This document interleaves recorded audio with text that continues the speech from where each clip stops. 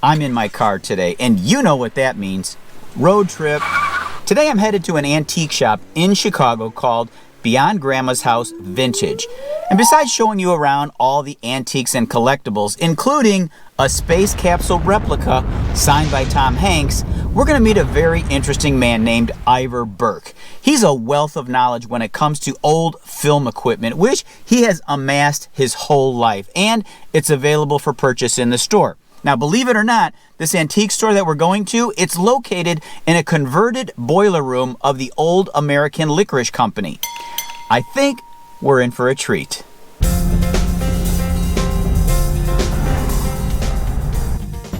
This is what it looked like many years ago, and this is what it looks like today. The entryway to the store is a circuitous route through the loading dock. We follow the arrows and the signs. You can tell by all this old stuff outside that we're getting close. As soon as you step inside, you're greeted warmly by the owner, Mary Jo. Hi, welcome to Beyond Grandma's House Vintage. How can I help you? At first you might think that this large room is the store, but oh wait, there's more. There's not one large room, but four. And the largest room has 3 long aisles that span the length of the building. There's no way to grasp the sheer volume on one walkthrough. There's stuff above, below, in every space. Let's start back at the front where I came in and take it a little bit slower. As we work our way around the room, in front of us are some Christmas-related items. There's also an old wooden ringer washstand, a table full of Corningware. To the right of that are clocks, typewriters, stereo equipment, decanters. Here's an old factory cart filled with more items, toys, sports memorabilia. There are lockers, more old toys, old record players, and records. Here's a workbench filled with old tools, toolboxes, oil cans, and other containers from back in the day. Here's a cool upcycled lamp made on a dimmer switch from an industrial piece of equipment. As we continue making our way around the room, here are 2 wooden cocoa crates from the 1800s. All that was just room number 1.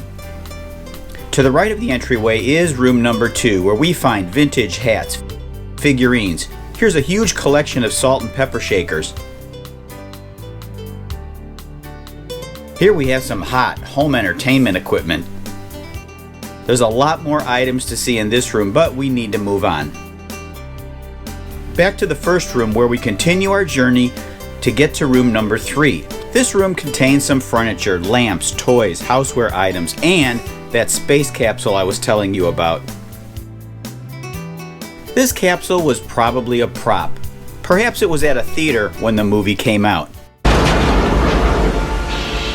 Houston, we have a problem. Next, we head to the 4th and largest of all the rooms. This one I mentioned has 3 aisles that run the length of the building.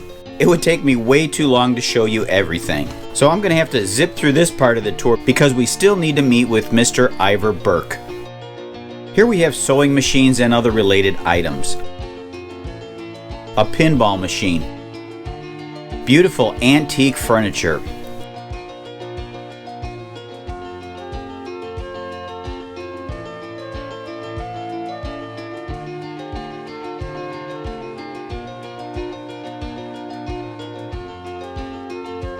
I love these theater seats. I think I'm going to have to get me one of those. A bunch of movie tins and cases. We haven't even reached the end of the aisle. These are movie projectors from the 1950s and earlier. We're going to come back here to learn more about this stuff when Mr. Burke arrives. Now aisle 2. Here's a great industrial workbench. There's lots of furniture here. Some of these items are great as is, and others are great projects that can be painted, restored, or repurposed.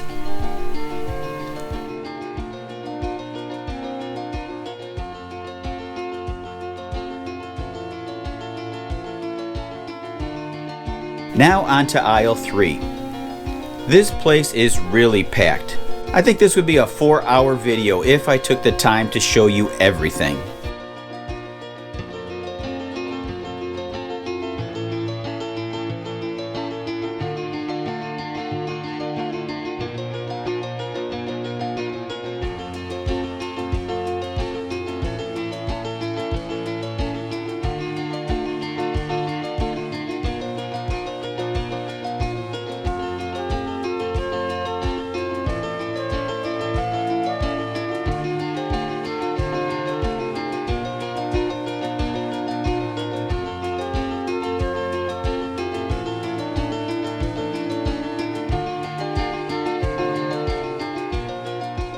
I just got word that Mr. Burke is in the building, so let's go pick his brain and see what he knows about a lot of this old projection equipment available at Beyond Grandma's house.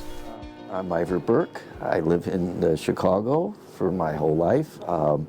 Ravenswood, North Center area, not far from the Selig Film Studio at Irving and Western. Been a projectionist and machinist, precision machinist my whole life.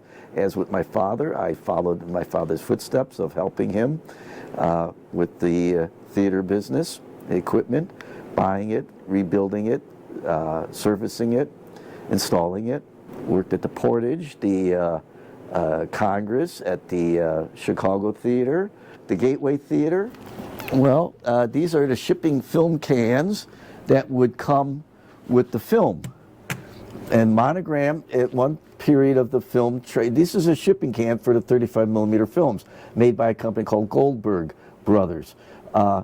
Patents and that, but Monogram was a studio. You had Warner Brothers, you had Universal, and you had Radio Corporation of America, RKO. This is an Acme portable projector made in Chicago over on Orchard. Later became Society of Visual Education.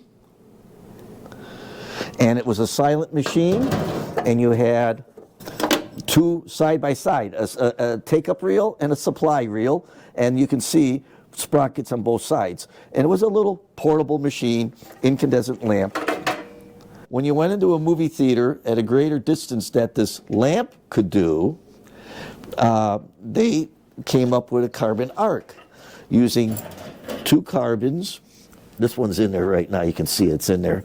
And then you can see you would move the position of the carbon arcs, and you would have DC rectifier bringing up electricity so they would burn and exhaust. You had to exhaust them. Here is the box. So what the point of this machine was? For light, for making light stronger than the light bulb. And how would this hook up to the projector? Instead of this, on this machine you wouldn't use it, but instead of that, you would have this mounted here. Okay, this is a simplex standard, and these were made at the early silent film and sound film. But this model has where a hand crank could go in, and you could turn the machine by hand. But again, it's a 35 intermittent, and then later sound came on, and here's an Ultraphone, another company, not IPC, International Projector Corporation, Simplex.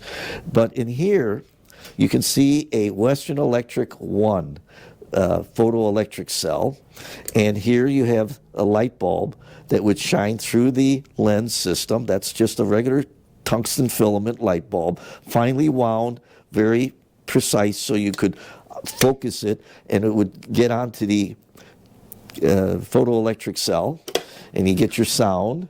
This is a little suitcase projector, and by going on the internet looking at Made in Chicago, they'll have a very good detailed history about Herman DeVry. He started educational films and for training, besides theatrical release. But here again, it's a side-by-side. Here's you have two reels, a supply and a take-up. And then you have the gate, if you can see that clearly enough. And then you see the lamp house. With time, it's gotten, the old Mazda lamp. Oh, the bulbs last, depending on the life that they were treated with, it's 10, 15, 20 hours dry.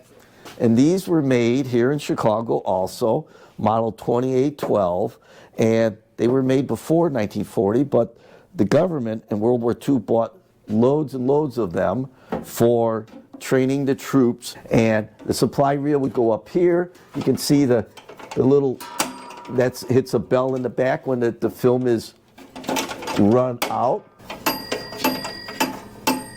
And then the projectionist would know, well, here, let's finish with this. The upper, here's the gate, and then here's the sound stabilizer, and here's the take-up, and the take-up would go here. And to do a changeover, when you heard the bell, you'd pay attention, and the machine would have this on there. It's a SNA zipper, but it would be running like this. The dowser, the little to cut the light out, and then you would press the button or foot pedal, and it would close the light to this one and open the light to the other one. Also do the sound. And you can see in here, again, same configuration. This is the sound exciter lamp and the photoelectric cell. This is a Holmes made in Chicago again. They were made before the war, but this model was made for government. That's why the battleship gray. And you'd put this new reel up here on the top. And here you would have the threading. Here's the threading diagram. Here's the exciter lamp and the photoelectric cell. And then you'd have the take up here, and you can see it. And then you open up the dowser.